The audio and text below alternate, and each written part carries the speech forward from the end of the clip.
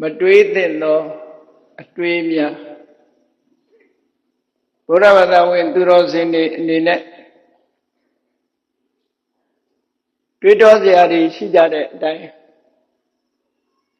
တွေးတောမှုတွေပြုကြမိမှာပဲသို့တော့မြတ်စွာဘုရားရဲ့အဆုံးအမတော်ရတွေးသင့်တဲ့အတွေးများနဲ့မတွေးသင့်တဲ့အတွေးဆိုတာရှိသေးတယ်မြတ်စွာဘုရားဟာဆုံးမဩဝါဒပေးတဲ့အခါမှာအရာရာမှာခွဲခြားစိတ်ဖြာပြီးတော့မှလှုပ်တဲ့နာနဲ့မလှုပ်တဲ့နာပြောတဲ့နာနဲ့မပြောတဲ့နာကြံစီတဲ့နာနဲ့မကြံစီတဲ့နာလို့ဆိုပြီးခွဲခွဲခြားခြားပိုင်းပိုင်းခြားခြားဟောကြားတော်မူလေးရှိပါဒါကအလွန်တဘာဝကြတယ်ဘယ်အရာပဲဖြစ်ဖြစ်လောကမှာလှုပ်တဲ့နာရှိတယ်လို့မလှုပ်တဲ့နာလည်းရှိတာပဲပြောတဲ့စကားရှိတယ်လို့မပြောတဲ့စကားလည်းရှိတာပဲတွေးတဲ့အတွေးရှိတယ်လို့မတွေးတဲ့အတွေးတွေလည်းရှိတာပဲအဲ့ဒီမတွေးတဲ့အတွေးတွေကိုမြတ်စွာဘုရားသခင်ကိုရောမြတ်ကဘာကြောင့်မတွေးသင့်တာဆိုတာအကြောင်းဖော်ပြပြီးတော့ဆုံးမဩဝါဒပေးတာအဲ့တော့ဘုရားဘာသာဝင်သူတော်စင်တွေအနေနဲ့မြတ်စွာဘုရားရဲ့အဆုံးအမကိုခံယူထားကြသည့်ပုဂ္ဂိုလ်တွေဖြစ်သည့်အားလျော်စွာဘုရားရဲ့အဆုံးအမကိုရှေးဥစွာနာယူမှတ်သားကြရအောင်နာယူမှတ်သားပြီးထိုအဆုံးအမတိုင်လိုက်နာကျင့်သုံးကြရအောင်သို့မှသာလဲဆင်းရဲဒုက္ခမျိုးမျိုးကလွတ်မြောက်ပြီးထာဝရအငြိမ့်တက်ဖြစ်တဲ့နိဗ္ဗာန်ချမ်းသာကိုမျက်မှောက်ပြုနိုင်မှာဖြစ်တယ်ဘယ်ရာမှလောကမှာအကြောင်းမဲ့ဖြစ်လာတယ်ဆိုတာမရှိဘူးမှန်ကန်တဲ့လမ်းကြောင်းပေါ်လျှောက်မှမှန်ကန်တဲ့စခန်းကိုရောက်မှာဖြစ်တယ်နော်လမ်းမမှန်လို့ရှိရင်ကိုရောက်တဲ့စခန်းဟာလည်းပဲကောင်းတဲ့စခန်းမဖြစ်နိုင်ဘူးဒါကြောင့်မို့မြတ်စွာဘုရားရဲ့အဆုံးအမတွေကိုနာယူမှတ်သားကြရတယ်ကွယ်ကွယ်ပြားပြားသိရှိအောင်နားလည်အောင်ကြိုးစားကြအောင်ဘုရားတရားတော်နဲ့ပတ်သက်လာလို့ရှိရင်ရှေးဥစွာနာယူမှတ်သားခြင်းဆိုတာအစပဲဖြစ်တယ်ပေါ့နာယူမှတ်သားရုံနဲ့ပြီးသလားလို့ဆိုမပြီးသေးဘူးစိတ်ထဲနှလုံးထဲမှာဆွဲဆွဲမြဲမြဲဖြစ်အောင်ဆောင်းထားဖို့လိုတယ်ဆောင်းထားရုံနဲ့ပြီးပြီလားဆိုမပြီးသေးဘူးမြတ်စွာဘုရားအဆုံးအမတော်တွေမိမိတို့ရဲ့နှုတ်ကနေပြီးတော့ထုတ်ဖော်ပြီးတော့ပြောဆိုနိုင်ဖို့လိုတယ်ဒါနဲ့တင်ပြီးပြီလားလို့ဆိုမပြီးသေးဘူးစိတ်ထဲကလည်းကြံစီတွေးတောပြီးနဲ့တိပဲနားလဲအောင်စဉ်းစားဖို့လိုအပ်တယ်စဉ်းစားပြီးတဲ့အခါမှာဘုရားဆုံးမတိုင်းလိုက်နာကျင့်ကြံကြိုးကုပ်အထုတ်ခြင်းဖြင့်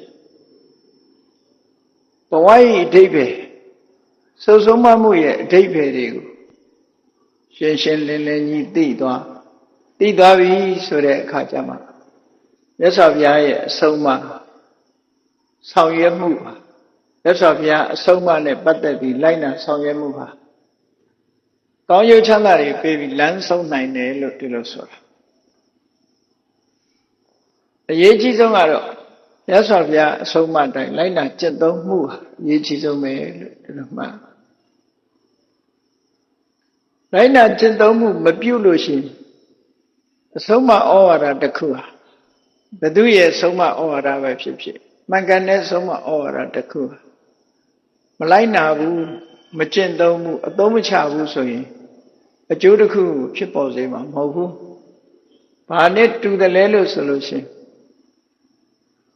အစာအာဟာရတစ်ခုဟာမစားဘဲနဲ့ကြည်နေုံနဲ့ဘယ်တော့မှဝလာမှာမဟုတ်ဘူးအစာအာဟာရရဲ့အကျိုးကျေးဇူးကိုလည်းခံရမှာမဟုတ်ဘူးယောဂရှိလို့ဆေးတောက်မယ်ဆိုမတောက်ဖဲထားရင်ထိုဆေးရဲ့အကျိုးကျေးဇူးကိုရမှာမဟုတ်ဘူးယောဂပျောက်ခြင်းဆိုတာလည်းဖြစ်လာမှာမဟုတ်ဘူးဒါကြောင့်မို့လက်တွေ့ကျင့်သုံးမှုဟာဆေးတောက်တာနဲ့လည်းလားသရံတူတဲ့အစာအာဟာရစားတာနဲ့လည်းလားသရံဘယ်ရာပဲဖြစ်ဖြစ် မလုပ်ရင်ဖြစ်လာမှာမဟုတ်ဘူးဆိုတာတော့သိချတယ်ပေါ့ဒါကြောင့်မို့မြတ်စွာဘုရားရဲ့အဆုံးအမတလေးတစားအမှတ်တရထားပြီးတော့လိုက်နာကျင့်သုံးကြရတယ်အဲ့ဒီလိုက်နာကျင့်သုံးမှုကိုပဲဓမ္မာနုဓမ္မပฏิပတ္တိလို့ဒီလိုခေါ်တာဓမ္မဆိုတာတန်တရားဝကကဲတင်နိုင်တဲ့ကိလေသာတွေကျွမ်းကျင်မရှိအောင်ဖြည့်ဆည်းပေးနိုင်တဲ့အစဉ်စစ်ပယ်ဖြတ်သွားတဲ့မေတ္တရားဖို့တရားထိုမေဖို့တို့ရဲ့အာယုံပြုရာနောက်ဆုံးအငြိမ့်တတ်လို့ဆိုတဲ့နိဗ္ဗာန်တရားအဲ့ဒီတဘာဝတရားတွေကိုဓမ္မလို့ခေါ်တယ်အဲ့ဒီဓမ္မလို့ဆိုတဲ့တဘာဝတရားတွေကိုရောက်ရှိနိုင်တဲ့သိမြင်နိုင်တဲ့အကျင့်တရားကိုတော့အနုဓမ္မတဲ့သင်လျော်တဲ့အကျင့်သင်လျော်တဲ့တရားအဲ့ဒီသင်လျော်တဲ့တရားဆိုတာဘာလဲလို့ဆိုရင်သီလသမာဓိပညာလို့အဲ့ဒီသီလသမာဓိပညာဆိုတဲ့ကျင့်စဉ်ထဲမှာဘာတွေပါလဲဒေချာစဉ်းစားကြည့်တဲ့ပညာကျင့်စဉ်ထဲမှာမဂ္ဂင်၈ပါးအကျင့်တရားဆိုတာပါလာတယ်အဲ့မဂ္ဂင်၈ပါးအကျင့်တရားထဲမှာသမ္မာသင်္ကပ္ပမှန်ကန်စွာတွေးတောခြင်းမှန်ကန်စွာစဉ်းစားခြင်းဆိုတာပါ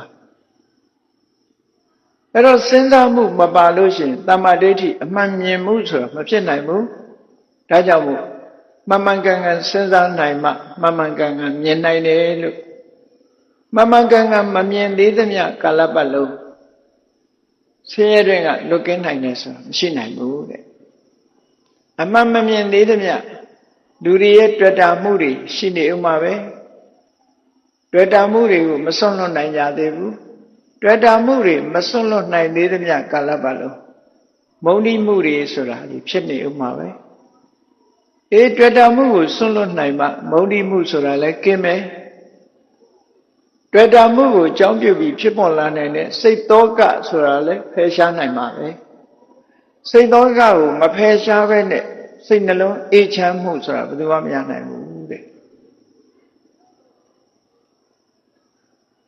အလုံးပိဋကဆင်ញင်စဉ်းစားပြီးတော့ချိလူတိုင်းဟာစွန့်ရင်သောကဆိုတာတနည်းမဟုတ်တနည်းရှိပြီးတော့နေချပူကြရတယ်သာသမီရှိတဲ့ပုဂ္ဂိုလ်ကသာသမီအတွက်ပူရတယ်ပစ္စည်းရှိတဲ့ပုဂ္ဂိုလ်ကပစ္စည်းအတွက်ပူရတယ်မပူရဘူးဆိုတာအပြောမျှတာဖြစ်တယ်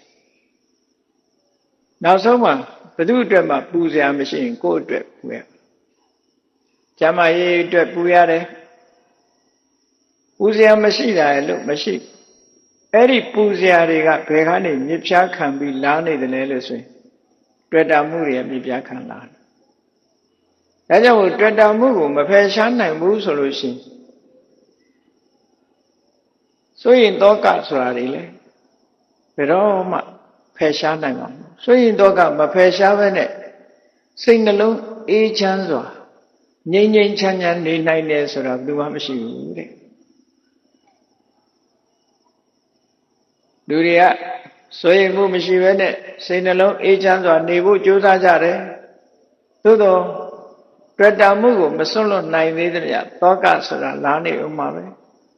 လာနေသေးသမျှစိတ်နှလုံးအေးချမ်းမှုဆိုတာအစစ်အမှန်ရရှိနိုင်မှာမဟုတ်ဘူးလို့ဒီလိုဆိုတာပါဒါကြောင့်မို့မြတ်စွာဘုရားရဲ့အဆုံးအမတော်ရ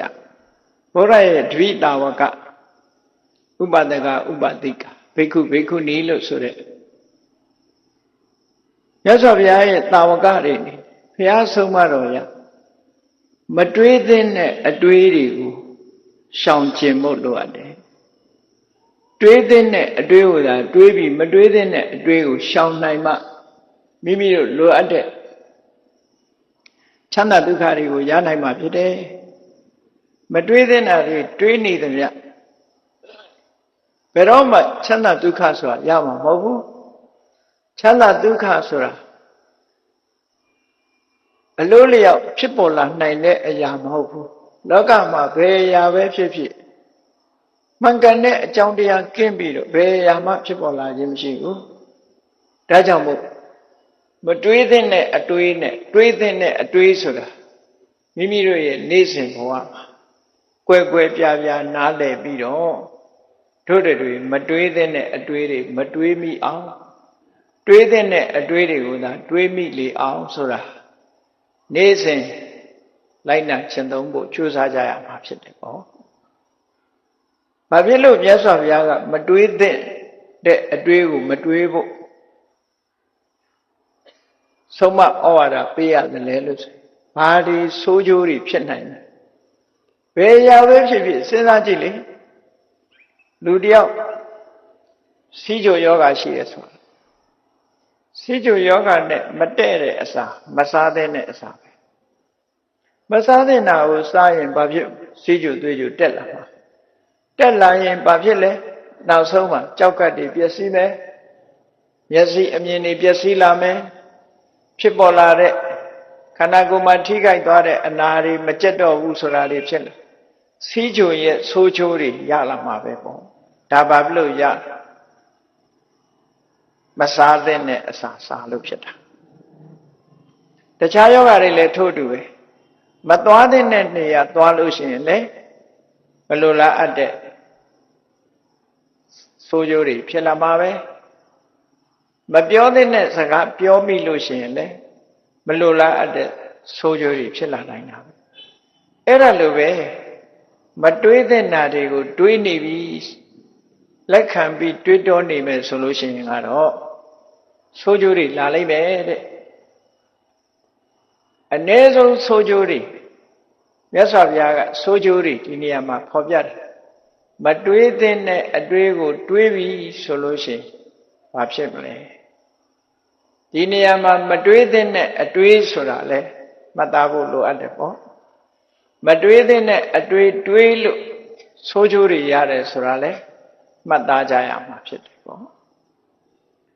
အဲ့တော့မတွေးတဲ့အတွေးဆိုတာဘာတော့ဆိုရင်လောဘနဲ့မတွေးရဘူး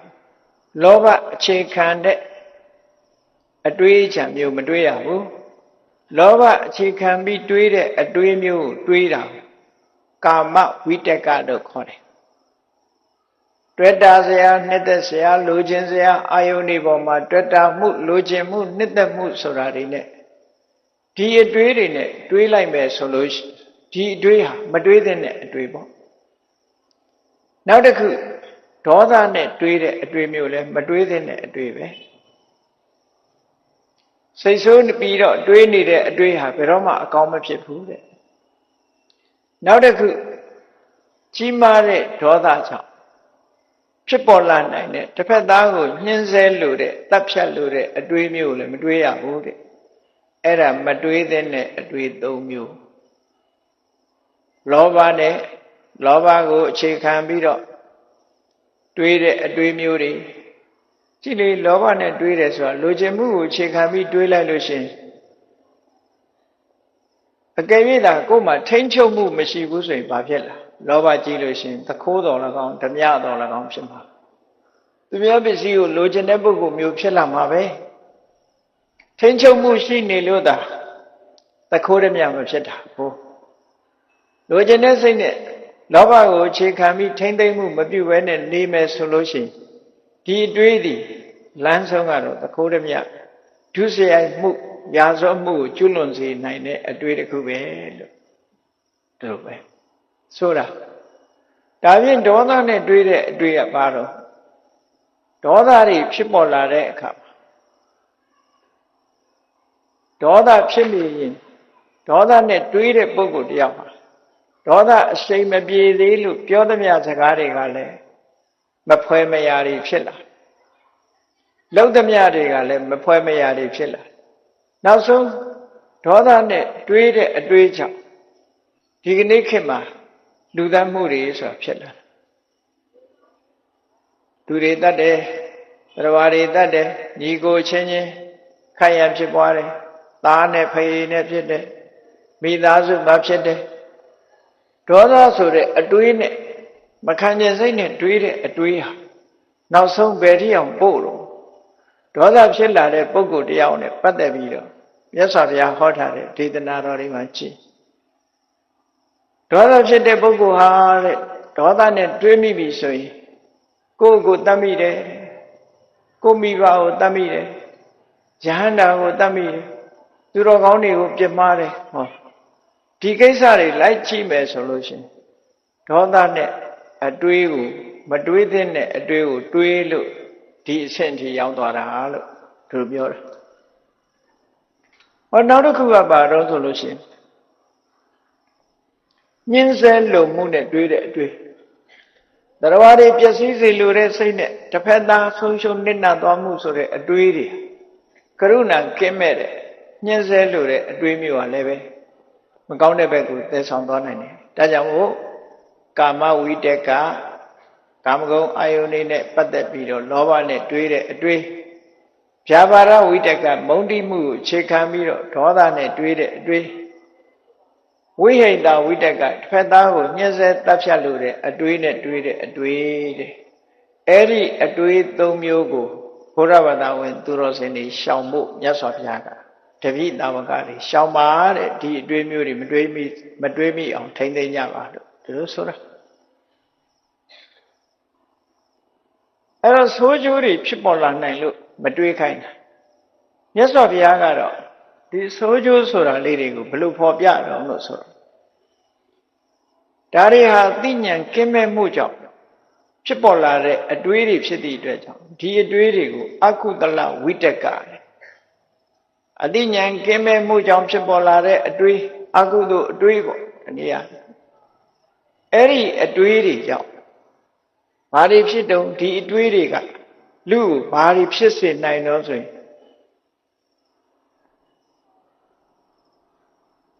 အန္တကရဏအန္တဆိုတာကံတော်အောင်ကရဏလုံးနိုင်စွမ်းရှိတယ်ဒီအတွေး၃မျိုးတည်းကတခုခုတွေးလို့ရှိရင်လူဟာအကြောင်းအကျိုးကိုမြင်နိုင်စွမ်းမရှိလို့အသိဉာဏ်အနေနဲ့ကမ်းသွားနိုင်တယ်မျက်စိကမ်းသွားရင်မမြင်ရတယ်လို့ပဲအသိဉာဏ်ကွယ်ပြောက်သွားတဲ့ပုဂ္ဂိုလ်တရားဟာလေမျက်ကမ်းလိုပဲအကောင်ဆိုအကြောင်းအကျိုးကိုမမြင်တော့ဘူးဟောဆိုလိုတာကဒီတွေးလိုက်လို့ရှိရင်လူဟာအကန့်တဖွဲဖြစ်သွားတယ်လို့ဒီလိုဆိုလိုတာအန္တခရဏောပညာမျက်လုံးကန်းတော်အောင်လုပ်တတ်တယ်အဲ့ဒါကိုထပ်ရှင်းပြီးတော့မြတ်စွာဘုရားအစက္ခုကရဏောမျက်စိအမြင်ကိုမဖြစ်ပေါ်စေဘူးတဲ့အကြောင်းအကျိုးအကောင်းဆုံးကိုမြင်နိုင်စွမ်းမရှိတော့ဘူးအညာဏကရဏောအသိဉာဏ်ပျောက်ကွယ်သွားခြင်းကိုလုပ်နိုင်တယ်ဒီအတွေးတွေကိုယ်စိတ်မှာလွှမ်းမိုးသွားပြီဆိုလို့ရှိရင်တော့အသိဉာဏ်လေးစဉ်းစားဉာဏ်လေးဟာကွယ်ပြောက်သွားနိုင်တယ်အသိဉာဏ်လေးကင်းမဲ့သွားစေနိုင်တယ်ရှိတဲ့အသိဉာဏ်လေးတောင်ပညာနိရောဓိကောစဉ်းစားဉာဏ်လေးလုံးဝချုပ်ပြတ်သွားနိုင်တယ်ဒီလိုဟောတာမြတ်စွာဘုရားဟောနောက်တစ်ခုကအနိဗ္ဗာန်သံဝတ္တနိကောဒီတွေးနေလို့ရှိရင်ကိလေသာဆိုတဲ့အပူတွေဘယ်တော့မှမငြိမ်းဘူးတဲ့ကိလေသာအပူမီးတွေကိုမငြိမ်းစေနိုင်တဲ့အတွေးတွေဆိုလိုတာကဟောဒီအတွေးတွေတွေးလာလို့ရှိရင်ဖြစ်ပေါ်လာနိုင်တဲ့ဆိုးချိုးတွေကိုမြတ်စွာဘုရားခြုံငုံသုံးသပ်ပြီးတော့ပြတာဒီတွေးနေလို့ရှိရင်မင်းအကြောင်းကျိုးကိုမမြင်မှုမျက်စိကန်းသွားတဲ့လူလိုအကြောင်းကျိုးမမြင်တော့ဘူးအစက္ခုကရဏောဘယ်တော့မှအမြင်မျက်စိမရှိဘူးအညာဏကရဏောအသိတွေကွယ်ပေါက်သွားနိုင်တယ်ပညာနိရောဓိကောအသိပညာတွေချုပ်ဆုံးပျောက်ကွယ်သွားနိုင်တယ်အနိဗ္ဗာန်သံဝတ္တနိကောစိတ်နှလုံးအေးချမ်းမှုကိုလည်းဘယ်တော့မှဖြစ်မှာမဟုတ်ဘူးဟောစိတ်နှလုံးအေးချမ်းနေခြင်းတဲ့ပုဂ္ဂိုလ်တွေဒီတွေးမျိုးတွေကိုရှောင်မှပဲဖြစ်မယ်ပေါ့မရှောင်ရင်မဖြစ်ဘူးတဲ့ဒါကြောင့်မို့လို့မြတ်စွာဘုရားဒီတွေးတွေကိုမတွေးဘူးလို့မတွေးသင့်တဲ့အတွေးများဒီလိုဟောကြားတာဖြစ်တယ်ကဲတော့ဒီအတွေးတွေဟာဘာနဲ့ပတ်သက်ပြီးဖြစ်တတ်တာတော့ကြည့်လောဘဆိုတဲ့အတွေးက တတဝါနဲ့လည်းပတ်သက်တယ်သင်္ခါရလို့ဆိုတဲ့သက်မဲ့အရာတွေနဲ့လည်းပတ်သက်တယ်သက်ရှိနဲ့ပတ်သက်တယ်သက်မဲ့နဲ့ပတ်သက်တယ်ဒီလိုဆိုလို့လောကလူတွေလိုချင်တယ်နှစ်သက်တယ်လောဘနဲ့တွေးတာဉာဏ်နာတွေဟာသက်ရှိနဲ့ပတ်သက်ပြီးတော့လည်းတွေးမိတတ်တယ်သက်မဲ့အရာတွေနဲ့ပတ်သက်ပြီးတော့လည်းတွေးတတ်တယ်သက်ရှိအပေါ်မှာတွေ့တာမှုတွေဖြစ်ပေါ်လာတတ်တယ်သက်မဲ့အရာတွေပေါ်မှာလည်းတွေ့တာမှုကိုဖြစ်စေတယ်ဒါလို့ဆိုတာပေါ့ဒီပုဂ္ဂိုလ်တယောက်ကိုကာမဂုဏ်အာယုစိတ်နဲ့တွေ့တာနေပြီဆိုတွေးတော်ချမ်းစည်းနေပြီဆိုလို့ရှိရင်ဒါကသက်ရှိတတ္တဝါပေါ်မှာတွေ့တာမှုလို့ပြောတွေ့တယ်ဆိုတာလူချင်းချင်းနဲ့တွေ့တာမဟုတ်ဘူးတိရစ္ဆာန်ပေါ်တွေ့တာလည်းရှိတယ်ပေါ့တရားတွေပေါ်မှာတွေ့တာကိုဆိုလိုတယ်တတ္တသင်္ခါရလို့ဆိုတာဒီနေရာကျတော့သက်မဲ့တွေကိုဆိုလိုတယ်ပစ္စည်းဥစ္စာတွေပေါ်မှာတွေ့တာတယ်လောဘနဲ့တွေးတယ်ဘယ်ဟာမျိုးရရင်ကောင်းမှာပဲဘယ်ဟာမျိုးလိုချင်လိုက်တာလောဘနဲ့တွေးအဲ့ဒါလို့တွေးတဲ့အတွေးဟာကောင်းကျိုးကိုဖြစ်စေနိုင်လားဆိုဖြစ်စေနိုင်ဘူးတဲ့ဒီတွေးတွေလွှမ်းမိုးနေတဲ့ပုဂ္ဂိုလ်ရဲ့စိတ်မှာ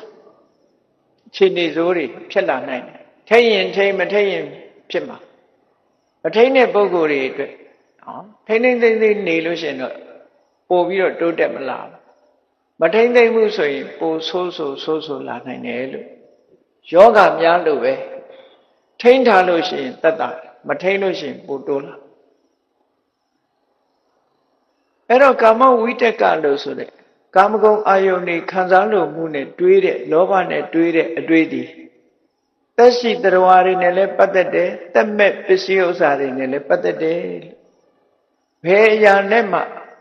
လောဘဖြစ်ပြီးတော့လောဘနဲ့တွေးတဲ့အတွေးတွေကိုကျယ်ပြန့်စွာမတွေးပါစေနဲ့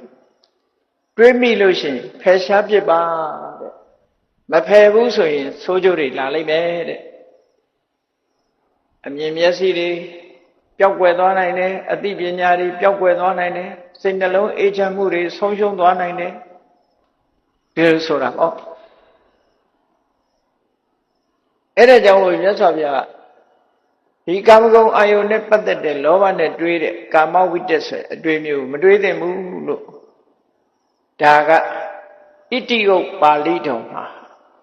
အန္တကရဏတုတ်ဆိုပြီးတော့မြတ်စွာဘုရားဟောထားတာဒါကိုဘုန်းကြီးတို့မြန်မာလို့ပြန်ပြီးရှင်းလင်းဟောကြားတာဖြစ်တယ်ဖះဟောတဲ့တရားပဲဒါ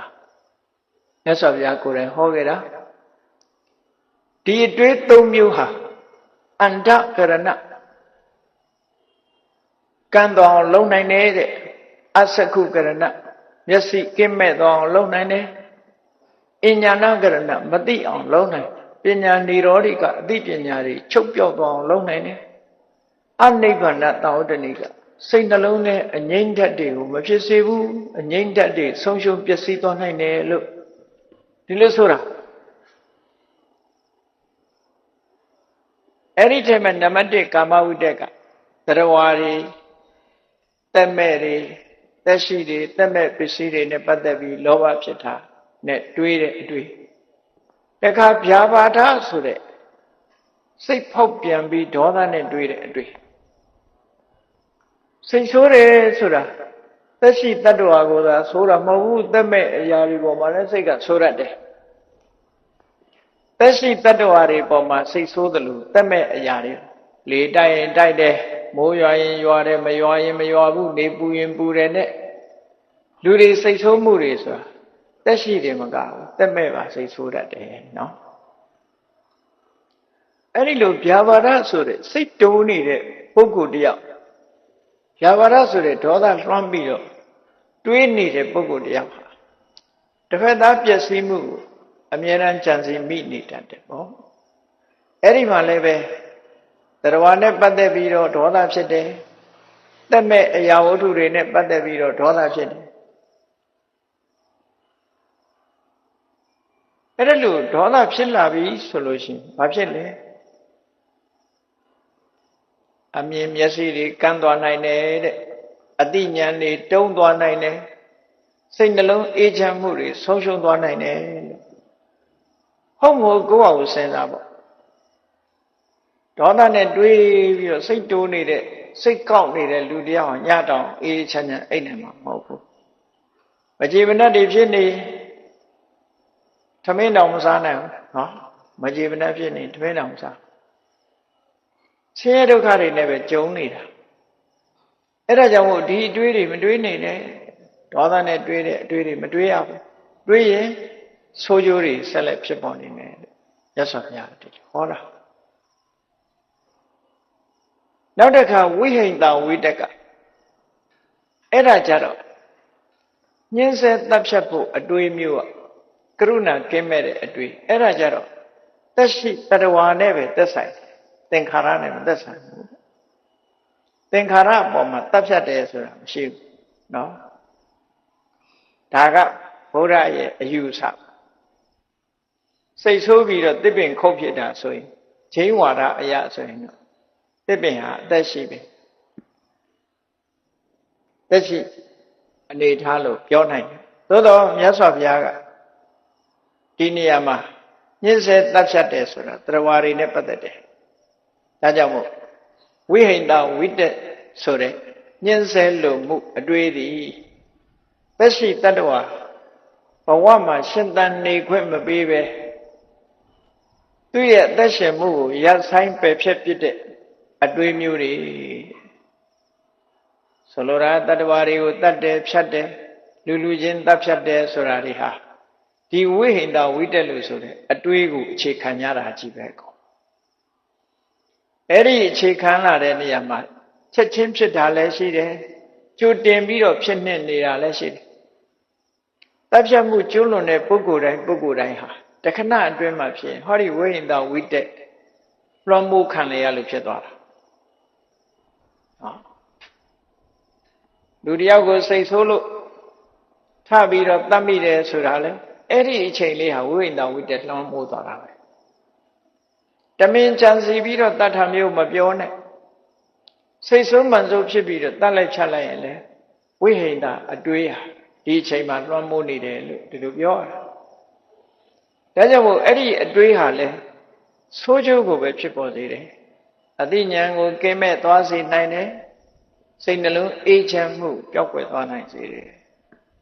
ဒါကြောင့်မို့ဒီအတွေးကိုမတွေးပါနဲ့မတွေးဖို့မြတ်စွာဘုရားဟောတာ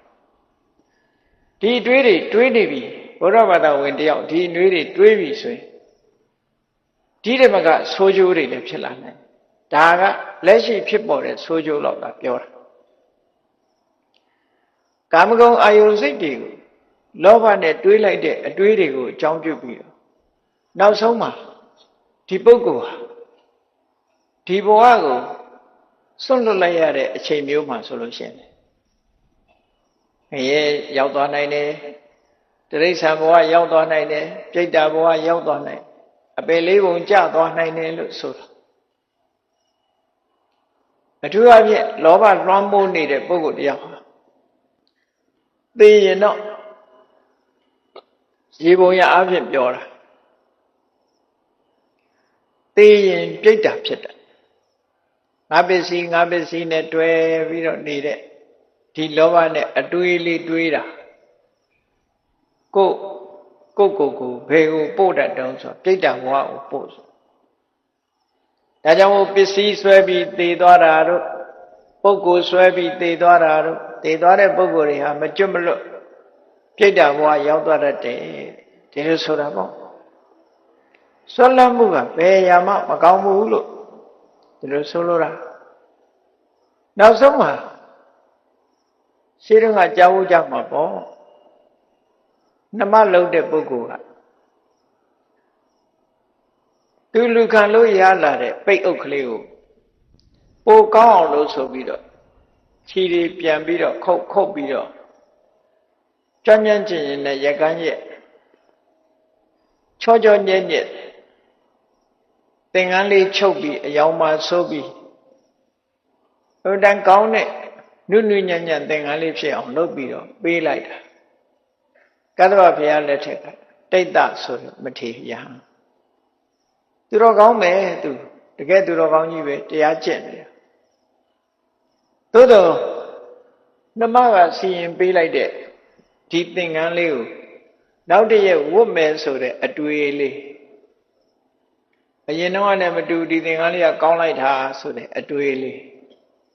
ဘာမှပြောပလောက်တဲ့အတွေ့မဟုတ်ဘူးလို့ပြောရမယ်ကိုပစ္စည်းကိုဒါလေးသဘောကျတယ်လက်ဖြင့်ကဆွမ်းခံသွားရင်တော့ဝတ်ရုံပဲလို့ဒါလေးကိုတယူတသေးထားပြီးတော့ညကြတော့ရုတ်တရက်ဖြစ်လာတဲ့ယောဂာနဲ့အဲ့လောဘနဲ့သင်္ကန်းလေးပေါ်မှာတွေးခဲ့တာကြောင့်ဒီကိုယ်တော်ညပြန်တော်မူသွားတဲ့အခါမှာအဲ့ဒီသူတွေးခဲ့တဲ့လောဘနဲ့တွေးတဲ့အတွေးကြောင့်တန်းဖြစ်သွားတယ်သင်္ကန်းထဲမှာသွားပြီးတော့တန်းသွားဖြစ်ရတယ်ဒါတာမန်ပုဂ္ဂိုလ်မဟုတ်ဘူးနော်ကာသဝမြတ်စွာဘုရားရဲ့အဆုံးအမတွေကိုနာယူပြီးတော့တရားထုတ်နေတဲ့ပုဂ္ဂိုလ်ဒီအတွေးလေးကဝင်ပြီးတော့နှိမ့်ဆက်လိုက်တဲ့အခါမှာတမ်းဘဝရောက်သွားတယ်အဗ္ဗဓမ္မကြောက်စရာကောင်းတဲ့အရာတွေပဲစိတ်ဆိုတာစွမ်းအားရှိတယ်ဒီစိတ်လွှမ်းမိုးနေရင်ဒီစိတ်တိုင်းသွားတာမြတ်စွာဘုရားကဟောတယ်ဝဋ္ဌသုတ်တံစိတ်တည်တန်ကိလေထေဒုက္ခတိပါတိကင်္ခာစိတ်တည်တန်ကိလေထေစိတ်ဓာတ်ကလောဘဒေါသမောဟဆိုတာတွေနဲ့ကိလေသာတွေနဲ့ညှဉ်းနှွမ်းနေမယ်ပျက်စီးနေမယ်ဆိုရင်တဲ့ဒုက္ခတိပါတိကင်္ခာဒုက္ခဖြစ်တဲ့အနေအထားမျိုးဒုက္ခဘုံကိုရောက်သွားနိုင်တယ်မျှော်လင့်ရမယ်ဒီလိုဆိုတာအဲ့တော့စိတ်ဓာတ်ဟာတခဏလေးပဲညှဉ်းနှွမ်းကိလေသာကတ်လာတဲ့စိတ်ကိလေသာပူးဝင်လာတဲ့စိတ်ကလေးဟာ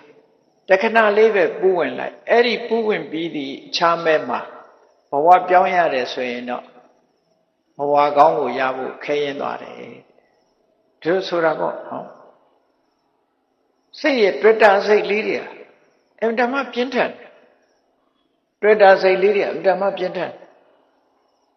နိကန္တိလို့ခေါ်တယ်လူတွေမှာတွေ့တာမှုတွေအမှန်တမ်းများကြည့်တယ်လေကိုနေရာလေးကမပြောင်းကြဘူးရန်ကုန်မှာတခါပြောတာကြားခဲ့တယ်အမေတွေဖေတွေအသက်ကြီးလို့ဆိုပြီးရန်ကုန်နေတဲ့သားသမီးတွေကအမေဖေတွေခေါ်ရန်ကုန်မှာထားတိုက်မြင့်ကြီးတွေပေါ်ထားမိဘတွေကမပြောဘူးတောမှာတဲကုတ်လေးနဲ့နေရတာပြောတလလောက်နေပြီးတော့ပြန်သွားကြတွေ့တာမှုလေးတွေရှိတယ်ဆိုတဲ့အကြောင်းပြောပြမနေတတ်ပါဘူးသူတို့မျိုးကြီးသွားပြီးလဲစရာမရှိစကားပြောစရာမရှိအိမ်နဲ့တနေ့ကုန်ငုတ်တုတ်ထိုင်နေမနေတတ်ဘူးဆိုပြီးပြန်သွားကြတာများအဲ့ဒါဘာအခြေခံတာတုံးဆိုတွေ့တာမှုလေးတွေကိုအခြေခံချို့တို့တစ်သက်လုံးကိုရွာကိုဒေသကဘယ်မှမပြောင်းကြတွေ့တာနေကြဒီတဲ့ကောင်းတဲ့နေရာဆိုရင်သွားမလားမသွားဘူးဒီလိုပဲတွေ့တာဒါတွေ့တာမှုရှိတတ်တဲ့အကြောင်းကိုပြောပြတယ်ဘဝမှာလည်းတွေ့တာမှုတွေကလာတတ်တယ်မေးကြည့်ပါလားကြောက်ဆယ်မျိုးကလူတွေမန္တလေးပြောင်းမလားဆိုတော့ကြောက်ဆယ်ပိုကောင်းတယ်ပြောအောင်ပါနော်ကြောက်ဆယ်ပိုကောင်းတယ်မန္တလေးနေတတ်ပါဘူးလောကလူတွေဟာတွေ့တာမှုဆိုတာမတိမသာရောတိတိသာသာရောရှိတတ်တယ်ဗေမိတာရမင်းကြီးအကြောင်းကြားဘူးတယ်မို့လားဗေမိတာရမင်းဆိုတာဘုရားနဲ့ပထမဆုံးအချိန်တွေ့တဲ့အချိန်သောတာပန်ဖြစ်တယ်ဝေလူဝံဥယျာဉ်ကြီးကိုတန်ဃာတွေကိုလှူတယ်နောက်ဆုံးကြတော့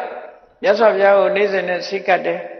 ဗေမိတာမသရတရားကောင်းတဲ့ပုဂ္ဂိုလ်သာသနာတော်ကိုချီးမြှောက်တယ်ဘုရားဘာသာသာသနာတော်နဲ့ပတ်သက်လာတဲ့အရာတွေဆိုရင်ဆိုပါစို့ဘုရားရဲ့တပည့်ဆိုရင်ဘယ်လိုပြစ်မှုကျူးလွန်လာဥပဒေနဲ့ကင်းလွတ်ခွင့်ပေးထားတယ်အဲ့လောက်ထိအောင်သာသနာတော်ကိုချီးညိုတာအဲ့ဒီဗိမိတာရမင်းကြီးဟာနောက်ဆုံးကြတော့နန်းချပြီးတော့သားဖြစ်တဲ့အစာတတရဲ့တပ်ဖြတ်မှုကိုခံရသောတာပန်ဖြစ်ပေမဲ့တပ်ဖြတ်မှုကိုခံရတဲ့အချိန်မှာသောတာပန်ဖြစ်လို့အပင်ငရဲတော့မကြဘူး သို့တော့သူ့ရဲ့တွေ့တာမှုလို့ဆိုတဲ့အရင်ဘဝတွေကနေခဲ့တဲ့ဖြစ်ခဲ့ဘူးတဲ့စတုမာရနတ်မင်းကြီးတွေရဲ့အချမ်းရံထဲမှာပါတဲ့နတ်ဘလူးဆိုတာအဲ့ဒီဘဝကိုသူကသဘောကျဒါကြောင့်မလို့ဗေမိတာရမင်းကြီးတည်တဲ့အခါကျတော့ဇနဝတ္တပဆိုတဲ့နတ်ဘလူးသွားဖြစ်တယ်တကယ်ဆိုလို့ရှိရင်ဒါဝရိနာတို့တုတိတာတို့ဖြစ်နေတာပေါ့ဒီတဲ့အစင်းမြင့်တဲ့နတ်ပြည်မဖြစ်ဘူးအဲ့ဒီမှာပဲသွားဖြစ်တယ်ဒါဘာဖြစ်လို့တော့ဆိုတော့တွေ့တာမှုချောင်းဒါကြောင့်ဘုပြောတာလောဘရဲ့စွမ်းဆောင်မှုဟာအမှန်တမ်းကြီးမားတယ်တွေ့တာမှုလေးကြောင့်ဒုက္ခရောက်သွားနိုင်တယ်လို့ဒီလိုဆိုတာပေါ့အေးထို့တူပဲဒေါသဆိုတာလေအမှန်တမ်းပြင်းထန်တယ်လူရဲ့စိတ်တွေနှလုံးတွေထဲမှာစိတ်ဆိုးလာပြီဆိုလို့ရှိရင်လူတွေဟာဘာမှမစင်စားနိုင်တော့ဘူးအဲ့ဒါကန်းသွားတာနဲ့အလားတရာတူပညာမျက်စိကွယ်သွားတာနဲ့အလားတရာအသိဉာဏ်ချုပ်သွားခြင်းပဲဖြစ်တဲ့စိတ်နှလုံးအေးချမ်းမှုတွေဆုံးရှုံးသွားတယ်အဲ့ဒီအချိန်မှာသူလုံးသမျှအလုံးအကောင်းမဖြစ်လာတော့ဘူးအကောင်းမဖြစ်လာသည့်အတွက်ကြောင့်လုံးရက်ပေါ်မှာမူတည်ပြီးတော့ဒေါသလွှမ်းမိုးခံထားရပြီးသိဆုံးသွားတဲ့ပုဂ္ဂိုလ်တယောက်ဟာအပင်ငရဲကိုကြာသွားနိုင်တယ်တဲ့ဒေါသနဲ့သိလို့ရှိရင်ငရဲပြေရောက်တယ်လို့ဒီလိုပြောတာတခဏလေးဒေါသဖြစ်အောင်ပင်ငရဲကြာသွားတယ်ဒေါသဆိုတာဒေါမနတရှိတယ်ဒေါသကိုအခြေခံပြီးတော့ခံစားချက်ကဒေါမနတဝမ်းနေခြင်းကြေကွဲခြင်းဒါတွေလာတတ်တယ်စိတ်ဆိုးမှန်ဆိုးဖြစ်ခြင်းဒီပေါ်မှာစိတ်ထဲမှာမကြေမနပ်ဖြစ်ခြင်းမာလိကမိဖုရားကြီးဟာ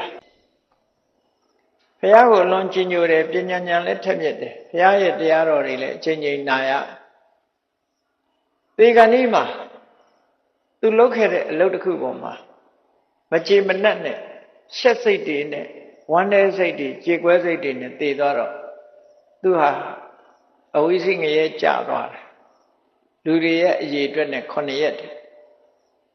အမှန်တန်ကုသိုလ်ကောင်းမှုလုပ်တာပတိနတိကောသလမင်းကြီးနဲ့တာဝတိမြို့သူမြို့သားတွေအလှပြိုင်ပြီးတော့လှူတဲ့အခါမှာမြို့သူမြို့သားတွေဘုရင်ကြီးကနိုင်အောင်မလုပ်နိုင်ဘူးမာလိကမိဖုရားကနိုင်အောင်လုပ်တဲ့နည်းကိုလမ်းညွှန်ပြပြီးသူပြောတဲ့အတိုင်းလုပ်လိုက်တဲ့အခါမြို့သူမြို့သားတွေကအရှုံးပေးသွားရတယ်အတရိတဒါနလို့ခေါ်တယ်ဘယ်သူမှမလုံနိုင်တဲ့ဘယ်အလှနဲ့မှမနှိုင်းရှင်နိုင်တဲ့အလှမျိုးမာလိကမိဖုရားကြီးကစီမံတာအဲ့လောက်ထိအောင်အသိဉာဏ်ထက်တယ်လို့ပြောတယ်သို့တော်လည်းဒီမိဖုရားကြီးဟာဒီကနေ့မှာစိတ်နှလုံးငြိမ်းချမ်းမှုရမသွားဘူးရမသွားတာကိုအကြောင်းပြုပြီးတော့တည်တဲ့ခါမှာအဝိဇ္ဇငရဲသို့တော့အကုသိုလ်ကံရဲ့အရှိန်ကတိတ်မကြခင်ကုန်သွားတော့နတ်ပြည်ဖြစ်သွားတယ်ပေါ့ဒီလိုဆိုလို့တာအဲ့တော့တက္ကနပဲခံရမကောင်းမှုအကုသိုလ်ရဲ့အကျိုးဆက်အကောင်းမဖြစ်လာဒေါသနဲ့တွေးတဲ့အတွေးတွေရဲ့ဆိုးကျိုးဟာအကောင်းဖြစ်မလာဘူးလို့ဒီလိုဆိုတာပေါ့ဝိဟိတဝိတက်ဆိုတာတော့မပြောနဲ့တစ်ဖက်သားကိုတတ်လို့ဖြတ်လို့တဲ့စိတ်တွေညှင်းဆဲလို့တဲ့စိတ်တွေနဲ့နေတဲ့ပုဂ္ဂိုလ်တယောက်ဟာသူတစ်ပါးကိုမညှင်းမဆဲရခြင်းမတတ်မဖြတ်ရခြင်းမကြေနိုင်မချမ်းနိုင်ဖြစ်လို့အကျမ်းဖက်သမားဘဝရောက်သွားလူသားသမားဘဝရောက်သွားပြီးတော့ငြိမ်းချမ်းမှုတွေကိုအကုန်လုံးဖြည့်ဆည်းပြနိုင်တဲ့အနေအထားမျိုးရောက်သွားဒါကြောင့်မို့ဘုရားမြတ်စွာကဒီအတွေး၃မျိုးဟာအသိဉာဏ်ကင်းမဲ့လို့တွေးတဲ့အတွေးတွေဖြစ်သည့်အတွက်ကြောင့်ဒီအတွေး၃မျိုးမတွေးကြနဲ့မတွေးရဘူးမတွေးတဲ့အတွေးဒီလိုဆိုတာပေါ့နော်အဲ့တော့မတွေးတဲ့အတွေးတွေမှတ်သားထားပြီးတော့ကိုတွေးမိလာလို့ရှင်ဟာဘုရားကမတွေးရဘူးလို့တွေးတဲ့အတွေးမျိုးငါမတွေးရဘူးလို့ပြောထားတဲ့အတွေးမျိုးငါတွေးမိနေပါလားတွေးမိရင်တော့ဆိုးကျိုးတွေလာတော့မှာပဲလို့ကိုယ့်ကိုယ်တတိယပြီးဒီအတွေးတွေကထွက်ပေါက်ရှာဖို့လိုအပ်တယ်ပေါ့သူဆိုတာနော်ဘယ်ရာပဲဖြစ်ဖြစ်ထွက်ပေါက်ရှိတာအကြည့်ပဲအဖြေရှိတာအဖြေမရှိဘူးလို့မရှိဘူးဘယ်ရာမဆိုအဖြေရှိတယ်တွင်းစားဘိုက်တွေတင်းလာရက်စားလေးရက်ကြတာမဟုတ်လား ဒီလိုပေါ့ဖြည့်စေးလေးတွေရှိတာပဲသူကလေးနဲ့သူဖြည့်ကြတာပဲအဲ့ဒါလိုပဲကာမဝိတက်ကမတွေးရမယ့်အတွေးကိုတွေးလာပြီဆိုလို့ရှိရင်ဘာနဲ့ဖြည့်ရမလဲနိက္ခမဝိတက်ကအဲ့ဒီကာမဂုဏ်အာယုန်တွေကဆုတ်ခွာသွားတဲ့အတွေးမျိုးတွေးရ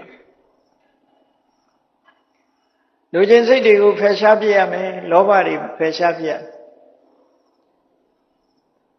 လူကိုတက်မဲ့နေတယ်ဆိုလို့ရှိရင်ဘာတွေးရပုဂ္ဂိုလ်တူတယောက်ပေါ်မှာတွေ့တာမှုတွေများလာပြီဆိုရင်ဘာလို့ရမလဲအဲ့ဒီပုဂ္ဂိုလ်ခန္ဓာကိုယ်ရဲ့ကိုယ်ခန္ဓာရောသူခန္ဓာရောခန္ဓာကိုယ်ရဲ့မတရီစရာတွေမနစ်မြို့စရာတွေဒါတွေကိုစဉ်းစားခြင်းဖြင့်လူကိုတတ်မဲ့တဲ့အတွေးကိုပယ်ဖြောင်းနိုင်တယ်အဲ့ဒါကိုအတုပဘာဝနာလို့ခေါ်တာအတုပဘာဝနာဆိုတာမလာမှရှုရတာမဟုတ်ဘူးနော်တတိထင်ရှားနေတဲ့ပုဂ္ဂိုလ်လဲအတုပအတုပဆိုတာမတင့်တယ်ဘူးလို့ပြောတာမတင့်မတယ်ယွန်းစပွဲတင့်တယ်တယ်မတင့်တယ်ဘူးကိုယ့်အကိုစဉ်းစားကြည့်ပေါ့မနဲ့အိယာထားရင်တွိုင်းလက်ဝင်ရမျက်နှာအရင်သိရမသိဖဲနေလို့ဖြစ်မှမဖြစ်တာအညစ်အကြေးတွေစွန့်ထုတ်ရတယ်စွန့်ထုတ်တဲ့ကလူတောင်အမြင်မခံရဘူးနော်လူတော်အမြင်မခံရဘူးတင့်တယ်ရင်လူကြားတဲ့လုံမှာပေါ့တော့မတင့်တယ်လို့ပုံရှိုးကွယ်ရှိုးသွားတိုက်ရမျက်နာသိရဖီးရလိမ့်ရဘာဖြစ်လို့လို့မတင့်တယ်လို့လုပ်နေရမတင့်တယ်တာကိုတင့်တယ်အောင်လုပ်ပေးနေကြအဲ့တော့မတင့်တယ်တဲ့သဘောကိုဆင်ញင်စဉ်းစားကြည့်လိုက်တာနဲ့တတ်မဲ့တဲ့စိတ်ဟာရော့ကြနောက်ဆုံးမှပျောက်ကွယ်သွားတယ်အဲ့ဒါလို့ကာမဂုဏ်အာယုံကထွက်ခွာနိုင်တဲ့အတွေးမျိုးတွေကိုနိက္ခမဝိတက်ကလို့ဒီလိုခေါ်တယ်နိက္ခမဆိုတာထွက်ပေါက်လောဘနဲ့တွေးတဲ့အတွေးတတဝါပေါ်မှာတွေ့တာမှုတွေဆိုရင်အဲ့ဒီတတဝါရဲ့မတင့်တယ်မှုတွေကိုဆင်ញင်စဉ်းစားခြင်းဖြင့်ဖယ်ရှားပြစ်နိုင်ပါတယ်လောဘကိုအလောဘဆိုတဲ့အတွေးနဲ့ဖယ်ရှားပြစ်နိုင်ပါတယ်ဒီလိုပြောတာပဲအဲ့ဒါလို့ဖယ်ရှားတဲ့အခါမှာအဆင့်ဆင့်ဖယ်ရှားပုံလေးကိုမှတ်သားဖို့လိုရတယ်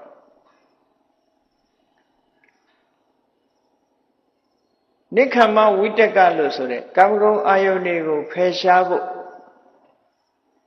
စိတ်တွေကိုမိမိစိတ်ကိုကာမဂုဏ်အာယုန်ဘက်သို့မပို့ပဲနဲ့သမာဓိကျင့်စဉ်တစ်ခုကျင့်တယ်ထွက်လေဝင်လေလေးမှတ်နေတယ်နော်ตาယာစရာတွေကိုမကြည့်ဘူးမတင့်တယ်တာတွေကိုကြည့်တယ်ဆံမြင်မွေးခြင်းခြေသက်လက်သက်သွားအရေးတခုစီဖြုတ်ထားလိုက်ရင်ဘယ်ရာမှမတင့်တယ်ဘူးဆပင်ကလည်းခေါင်းပေါ်နေတော့လှတဲ့ရောင်ရောင်ရှိတယ်ခြေသက်လက်သက်ကလည်းခြေထောက်မှာရှိတော့လှတဲ့ရောင်ရောင်ရှိတယ်သို့တော့အားလုံးဟာခန္ဓာကိုယ်ကကျွတ်သွားတာနဲ့တပြိုင်နက်မတရီစရာလေးကြီးပဲဖြစ်တယ်အဲ့ဒါခန္ဓာကိုယ်မှာရှိနေတော့မဲ့မတရီစရာတွေကိုဆင်ញင်စဉ်းစားပြီးတော့ကမ္မထာအနေနဲ့ရှုနေမယ်ဆိုရင်တည်ငါအားဖြင့်ဒီကာမဝိတ္တဆိုတဲ့အတွေ့ကိုဖယ်ရှားပြနိုင်တယ်ဒီတဲ့အဆင့်မြင့်လာလို့ရှိရင်အတုပဆိုတဲ့အာယုန်နမိတ်ပေါ်မှာမတင့်တယ်တဲ့အာယုန်နမိတ်ပေါ်မှာဇံရပြီးတော့သမာဓိစွမ်းအားတွေမြင့်ပြီးတော့ဇံရသွားပြီဆိုလို့ရှိရင်ဒီကုသိုလ်ကပို့ပြီးတော့အဆင့်မြင့်တဲ့ရူပဝဆရသမာဓိကုသိုလ်မျိုးဖြစ်သွားပြန်တယ်အဲ့ဒါကြတော့ဝိက္ခမနပဟံနဲ့ခုနကကာမဂုဏ်အာယုန်စိတ်တွေကိုတွန်းလှန်ဖယ်ရှားတော်တော်ကြာအောင်ခွာထားနိုင်တဲ့အနေအထားမျိုးရောက်သွားတယ်အဲ့ဒီအတုပဇံကိုအခြေခံပြီးတော့ဝိပဿနာရှုမှတ်လိုက်တဲ့အခါကြတဲ့အခါမက်စိတ်နဲ့ရှင်တွဲလာတဲ့အလောဘဖြစ်ပေါ်လာပြီဆိုတဲ့အခါမှာ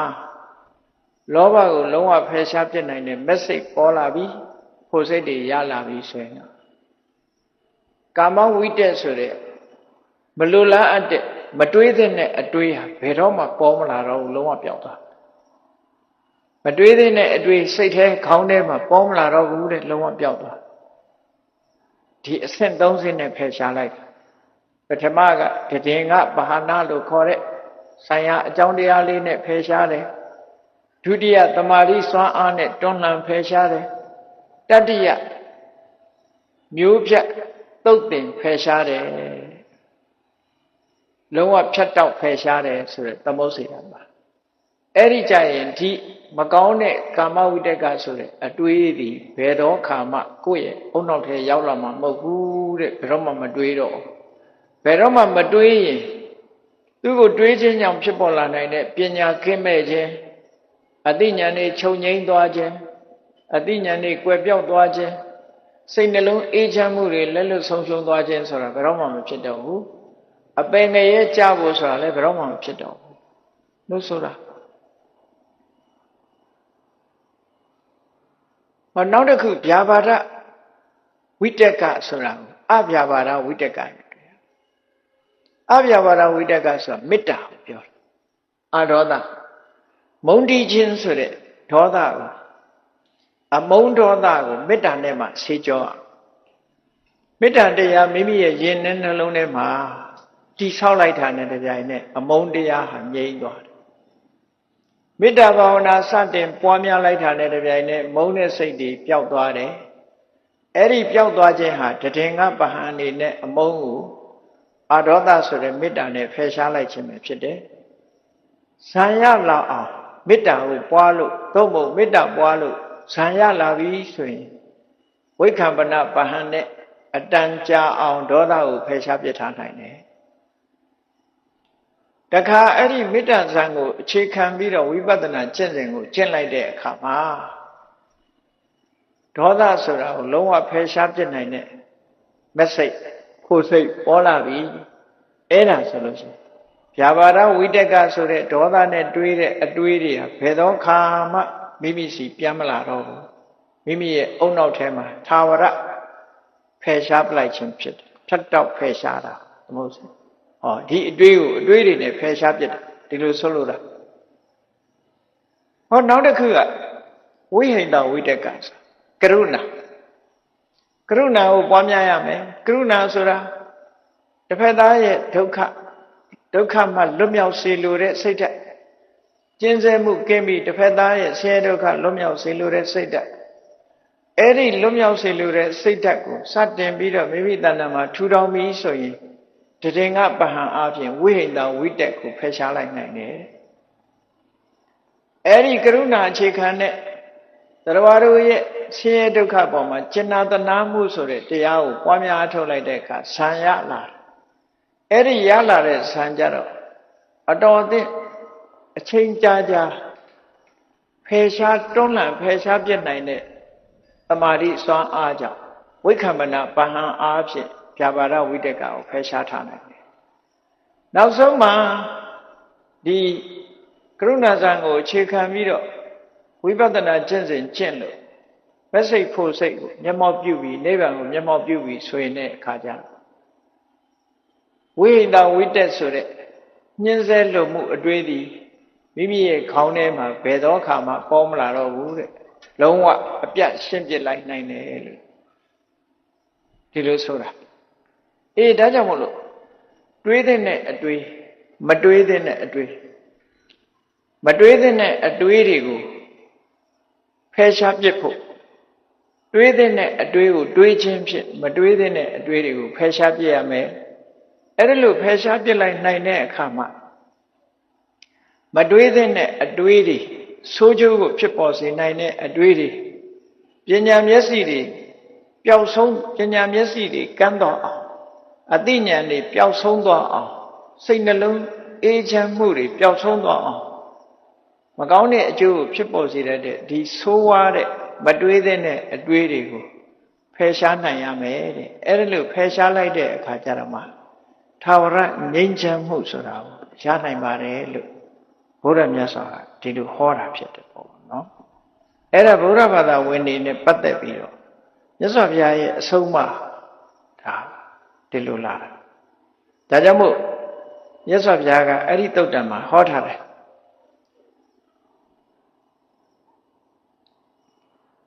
တယောဝိတက်ကကုသလေဝိတက်ကရေအပြစ်ကင်းတဲ့အကြံအစီမျိုးတွေကိုသာတွေးတော့ပါတဲ့ မတွေးသင့်တဲ့အတွေးတွေမတွေးပါနဲ့တဲ့အပြစ်ကင်းတဲ့အတွေးတွေတွေးပါအပြစ်ကင်းတဲ့အတွေးကဘာတော့အာလောဘနဲ့တွေးတဲ့အတွေးအာဒေါသမေတ္တာနဲ့တွေးတဲ့အတွေးကရုဏာနဲ့တွေးတဲ့အတွေးနော်အဲ့ဒီအတွေးတွေကိုတွေးပါတဲ့တယောပါဏအခုတလေအကုသိုလ်အတွေးတွေကိုတော့လုံးဝဖယ်ရှားပစ်ပါမိမိတဏ္ဍာမှာမဖြစ်ပါစေနဲ့အဲ့ဒါလို့ဖယ်ရှားပစ်နိုင်ပြီဆိုလို့ရှိရင်ဘာနဲ့ဥပမာတူလို့ဆိုရင်အချိန်ပြင်းပြင်းနဲ့ရွာချလိုက်တဲ့မိုးတွေဟာမြူမုံတွေကိုပျောက်ကွယ်သွားစေတယ်လို့ဒီတွေးတဲ့အတွေးတွေမိမိတဏ္ဍာမှာဖြစ်ပေါ်အောင်လုပ်ပြီးတော့မတွေးတဲ့အတွေးတွေကိုငြိမ်ဝတ်အောင်ဖယ်ရှားဖြစ်နိုင်ဖို့ကြိုးစားအထောက်ပါတဲ့အဲ့ဒါလို့ကြိုးစားအထောက်လိုက်တဲ့အခါကျတော့ဝိတက်ကုပသမမတွေးတဲ့အတေးတွေဟာလုံးဝငြိမ်ဝတ်ပျောက်ကွယ်ပြီးတော့သွားပါလိမ့်မယ်အဲ့ဒီငြိမ်ဝတ်ပျောက်ကွယ်သွားတာနဲ့အမျှသာဝရငြိမ်းချမ်းမှုဆိုတဲ့ဉာဏ်နဲ့နှလုံးထဲကငြိမ်းချမ်းမှုတွေကိုလည်းရရှိလာမှာဖြစ်တယ်လို့ဘုရားမြတ်စွာကအဆုံးအမဩဝါဒပေးထားတာဖြစ်ပါတယ်ဒါကြောင့်တရားချစ်ခင်သူတော်စင်ပြိဿအပေါင်းတို့မတွေးတဲ့အတွေးတွေကိုရှောင်ရှားလို့တွေးတဲ့အတွေးတွေမိမိတို့တဏ္ဍာမှာတွေးလို့တွေးတဲ့အတွေးတွေနဲ့မတွေးတဲ့အတွေးတွေကိုတွန်းလှန်ဖယ်ရှားပစ်ပြီးဘုရားရဲ့အဆုံးအမအတိုင်းတွေးတဲ့နာမတွေးတဲ့နာဒီနှစ်ခုကွဲကွဲပြားပြားသိပြီးမတွေးတဲ့နာတွေကိုဖယ်ရှားလို့တွေးတဲ့နာတွေကိုတွေးခြင်းအဖြစ်မိမိတို့ရဲ့တဏ္ဍာမှာဒီစိတ်နှလုံးရဲ့အေးချမ်းမှုတွေကိုရရှိနိုင်ကြမှာဖြစ်တယ်လို့ကိုယ်စီယုံကြည်ပြီးဘုရားရဲ့အဆုံးအမတိုင်းလိုက်နာကျင့်သုံးနိုင်ကြပါစေကုန်သတည်း